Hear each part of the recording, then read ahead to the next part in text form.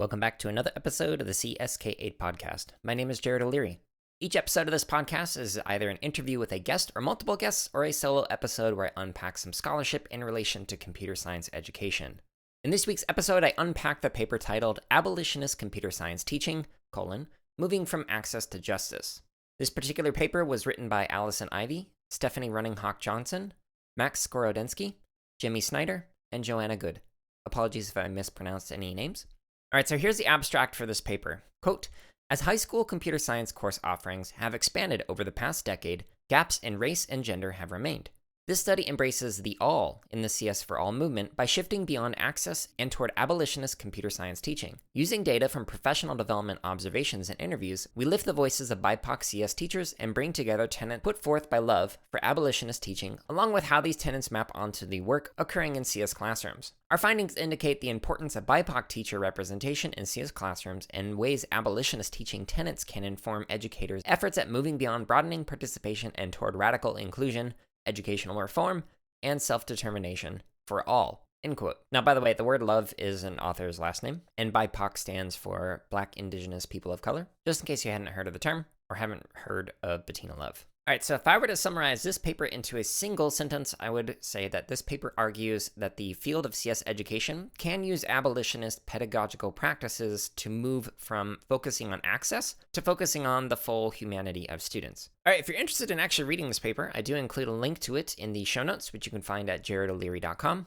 and clicking on the podcast tab, where you will also find some other resources, such as the interview that I did with one of the authors, Joanna Good, and links to hundreds, if not thousands, of free resources that I have created or curated on my website, including a link to bootuppd.org, which has a 100% free coding curriculum that I continue to develop. All right, the last plug that I'll give before unpacking this particular paper is that if you're interested in being a guest on the show, click the Contact Me button on my website, and we can schedule a recording at a time that works best for both of us. And it can be months down the road. You can also contact me if you're interested in doing some collaborations on any upcoming grants. All right, so let's dive into this particular paper. So in the intro section, in the purpose, the authors mentioned that, quote, CS has one of the most pronounced racial participation gaps of any subject in high school in terms of enrollment and achievement, a gap that continues to become more pronounced in college and in industry professions. This racial gap, however, extends beyond the students who are granted access to CS courses to also include the teachers in these classrooms, end quote. It's from PDF page 1. So the authors note that there are many people who are trying to raise this issue and to center things around a CS for All movement. However, the authors mentioned that this movement, quote, has been focused on notions of equity in terms of access to and participation in existing classes, without taking into account the pedagogical commitments being centered, end quote. Which is an excellent point. So yes, we have been focusing on more access, so having more course offerings in schools. That's wonderful. But once you actually have kids in the classroom, you need to also think of the resources that you're using and the pedagogies that you are using. So for example, I did a previous Unpacking Scholarship episode where I talked about how the imagery in the curriculum can have an impact on whether or not students feel welcome or included or have a place in CS as a field. So I'll include a link to that particular episode in the show notes if you have not listened to that one yet. But this particular paper is talking about pedagogy. All right, so the authors mention in their section 2, which is discussing a theoretical framework, that we as a field need to center anti-racism within the curriculum and within our pedagogy. Now, at the time of this writing, there was not much guidance on what does that actually look like, but the episode that I did 2 weeks ago that unpacks the Kapor Center's recent framework on culturally responsive sustaining CS education is a framework that has some discussions on anti-racism within the classroom. So make sure you check out that episode and that particular resource if you haven't listened to that one yet, because it does expand upon some of the ideas mentioned in this particular paper. Now, the authors also mentioned on pages 1 and 2 that even though that the field is encouraging people to think of CS from a critical lens, examine like power relationships and dynamics, and to discuss like the social, cultural, and political contexts and whatnot within the classrooms, and in particular within marginalized or minoritized groups. Quote, the field of CS predominantly centers a Eurocentric perspective with little attention paid to teachers or students who exist outside of the mythical computing identity norm of white, middle class, and male, end quote. While many would argue that these trends are the very foundation of schooling in general, it is especially prevalent within the field of CS, as white men tend to dominate the space both within education and industry, end quote. Now, on this point, I actually respectfully disagree. So I did an episode a while back on another Kapor Center report. So this one is the computer science teacher landscape and its results of a nationwide teacher survey. And so in that particular report, they found that on average, 75% of CS educators are white. So that aligns with what they are discussing here. However, 64% of educators identify as female. And within the elementary space, that's 78% identify as female. In middle school, it's 70%, and in high school, it's 55%. So even though the percentage of males across computer science education is higher than other teacher demographics, so for example, teaching as a whole or other specific subject areas, men in this particular scenario are actually still the minoritized gender group, which, by the way, that report does not mention trans and non-binary individuals. I kind of unpack that a little bit in the podcast that I do on that. But that being said, the overall point is that, yes, there is this myth of what computer science education and educators look like, but in education, it's actually white women who tend to teach it more. Whereas in industry, it's white men who tend to be in industry, at least according to some of the data that I've been able to look at, like in the report that I mentioned and some other areas.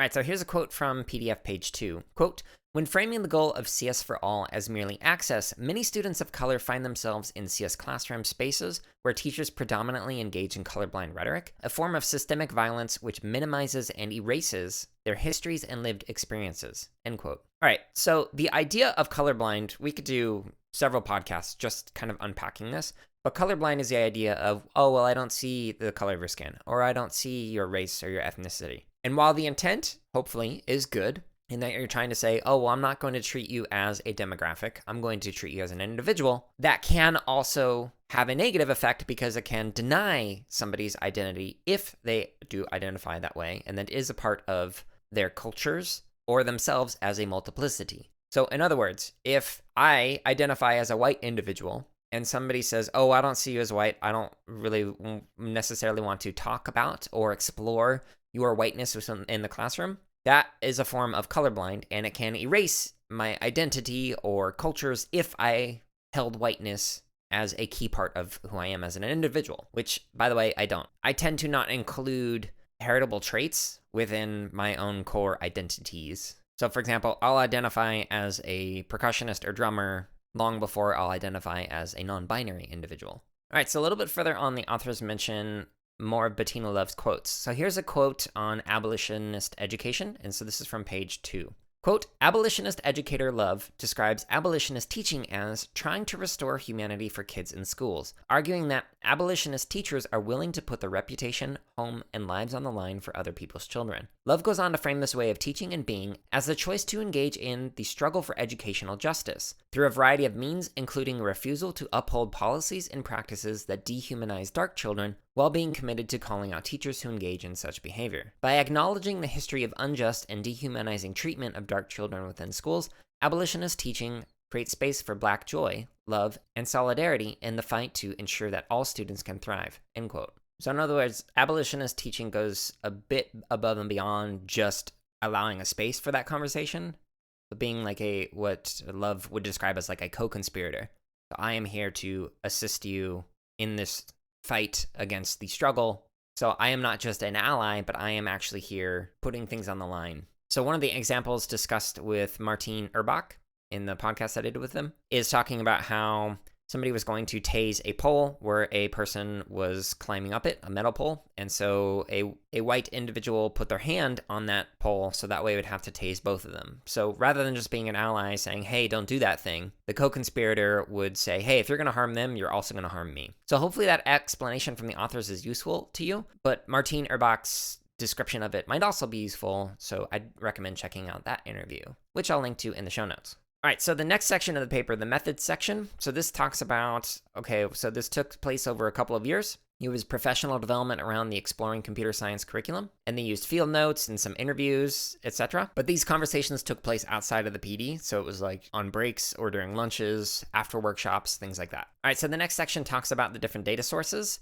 and then the following section talks about the actual results. So in particular, they provide some examples of interview data for each one of the abolitionist teaching tenets that I'm about to mention. So if you want to check out that interview data, check out the actual link to this article in the show notes. All right, so here's a quote from page 3, and it's again referring to Bettina Love. Quote, Love describes a number of ways in which abolitionist teachers can engage in this work. The results of our studies show that BIPOC CS teachers are already embedding many of these described tenets within their teaching, such as an understanding that mattering is essential for students within their classroom, an acknowledgement that there is a need to move beyond gimmicks and toolboxes that claim to solve all of the education's achievement gaps, a general refusal to take part in zero-tolerance policies, and instead an engagement in deep relationship and community building through restorative justice mindset, both the desire and capacity to call out deficit perspectives within school buildings by teachers and administrators, and an acknowledgement of historical and systemic injustice discussed intentionally through the curriculum and embedded alongside CS concepts, end quote. It's from page 3. So on the first tenet, so mattering is essential. So not only mattering like who they are as an individual, but what they do as individuals matters. And so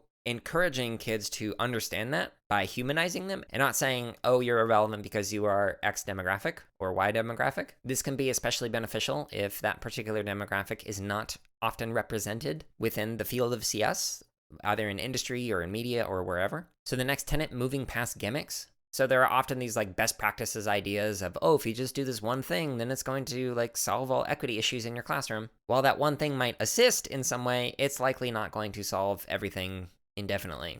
So the refusing to take part in zero tolerance policies tenet is basically saying like, hey, instead of saying you did A, B, or C thing, so therefore this is the punishment you get, it's actually looking at it and going, oh, well, what led to that person doing A, B, and C? How did their home life impact this? How did their school life impact this? How did other people impact this? So trying to understand contexts rather than just issuing out punishments that don't take into account those contexts. So the next tenet of calling out deficit perspectives. So an example of a deficit perspective might be like, oh, well, this particular demographic can't learn how to do computer science. And while that might sound outlandish, and you're like, okay, Jared, people don't actually say that, I respectfully disagree. So like in music education, there is a administrator at a well-known national music education organization who made a comment about like a particular demographic could not make music as well as others, and probably shouldn't study it, basically.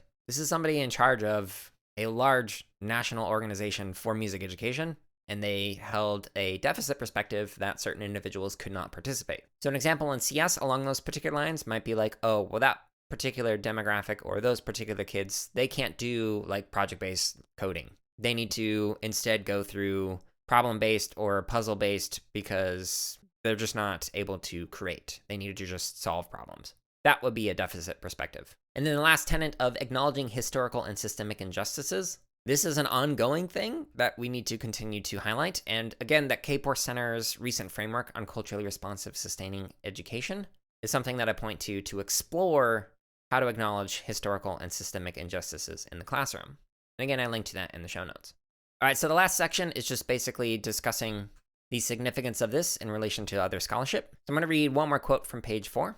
Quote, Teachers' CS content knowledge and pedagogical content knowledge alone is insufficient in confronting and dismantling race-related participation gaps in CS. Expanding our notion of the all in CS for all must necessarily move beyond considerations of all bodies having access to CS and also embrace anti-racist pedagogy that supports the full humanity of all CS students, including nurturing their entire self, mind, body, and spirit. This shift asks the teachers to get comfortable with feeling uncomfortable as they engage in a collective struggle to create CS classrooms where all students can thrive, end quote. Now, that last particular sentence, talking about getting comfortable with feeling uncomfortable as you're doing this work, is something that really relates to me, as this podcast has, over many times for me, been very uncomfortable recording some things because of the cancel culture that goes on right now and has been going on for years. There have been episodes, honestly, where I've been afraid of people taking the things that I say out of context. So, for example, taking the middle sentence in a paragraph of discussions or eliminating out the disclaimer that I give before I say something that might be controversial, especially in this like polarized and political climate that we kind of have been existing in for years now. I will say, as an individual with one perspective on this, as uncomfortable as it has been sharing these things and that like anxiety of like, oh no, is this going to blow up on me? it has been good for me to at least explore these topics more and to do so in a public way. As I know some people have listened to this and gone, oh, I now better understand this because you shared this particular topic or you were vulnerable with your genuine thoughts on whatever it was the thing that was interesting to them. Now, that being said, there have been some people who have reached out expressing their appreciation because of the things that I've brought up on here and just like openly voicing some of my, oh, here's my wonderment, or here's a thing that I've been still considering after having read this particular set of scholarship. So hopefully we can start shifting that pendulum back to having open conversations where we as a field can actually say, oh, I don't actually understand why you said this, or I don't understand what this particular thing means. But I honestly think the only way that we can do that is by continuing to engage in discussions with people we might disagree with. But after that rant, I now want to share some of my lingering questions or thoughts. I do this after each one of the Unpacking Scholarship episodes because I wanted to share, oh, here are some of the things that I'm still thinking through after having read a particular article. The first question that I'm still continuing to think through is, what other abolitionist practices are missing from this article that you might recommend? While the recommendations in here are great, what else might you recommend? This is from a narrow subset of CS educators who took the Exploring Computer Science Professional Development, so there likely are some things that were not mentioned that you might be engaging in. If you have some ideas of abolitionist practices that you would recommend, I'd recommend sharing them with others, either using like hashtags on the social medias, posting them in groups, or just engaging in conversations with other CS educators that you know. Now, another question that I have is, how might these pedagogical practices inform how you consider other demographic categories besides race and ethnicity alone? So what I mean by this is, I think it's great to center anti-racist practices in the classroom, but there's an interview that's coming up that I'm doing with Jesse Rathgeber that talks about anti-ableist practices. So you'll learn more about that in that particular episode, but ableism is the idea that it's a discrimination against somebody with a disability. So anti-ableist practices are practices that confront some of the biases around disabilities and disability culture. So what are the pedagogical practices that are similar to the practices discussed in this article that might relate to other demographic categories like gender or disability or socioeconomic status or primary language spoken at home, etc.? Now, here's another one of those questions that I'm going to openly share out loud, and I hope it's not ever taken out of context. So just sharing a thought that I have is, when is centering a demographic or genetic characteristic a form of axiological colonization? So axiological colonization, by the way, it's the idea of colonizing a set of values. So saying, like, if I am a colonizer, I will say, I value this thing and I expect you to value it as well. Even if you don't, I'm going to make you value this particular thing, whatever that may be. So as an example, if I were a CS student, my gender identity is non-binary, which is within the trans community, so it's a marginalized group, or at least underrepresented.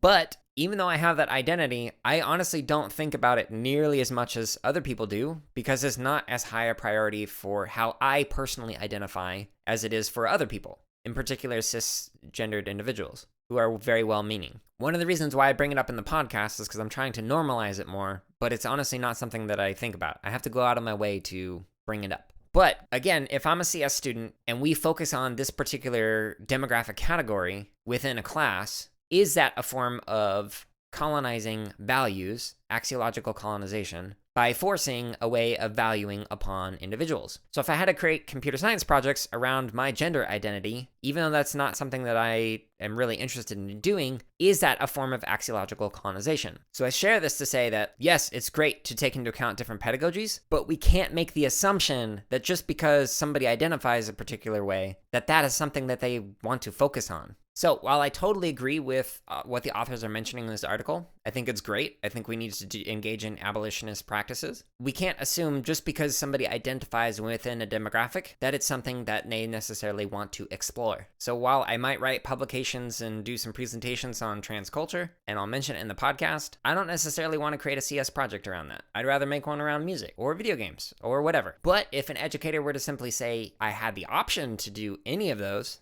then cool. That allows people to express themselves how they want to, rather than forcing a particular topic that kids are supposed to express themselves on in CS education. I hope that makes sense. If not, please let me know, and I can elaborate it on a future podcast. All right, so those are 3 of my lingering thoughts after this particular article. I do highly recommend reading it, and I'm curious what you think. If you have a topic that you'd like to talk about on this podcast that hasn't been discussed yet, please let me know. I'm always interested in getting some more scholars and practitioners on the podcast. So press the contact me button at jaredoleary.com. If you enjoyed this particular episode, please consider sharing with another CS educator or leaving a review on whatever podcast app you're listening to this on. Stay tuned next week for another podcast, and until then, I hope you're all staying safe and are having a wonderful week.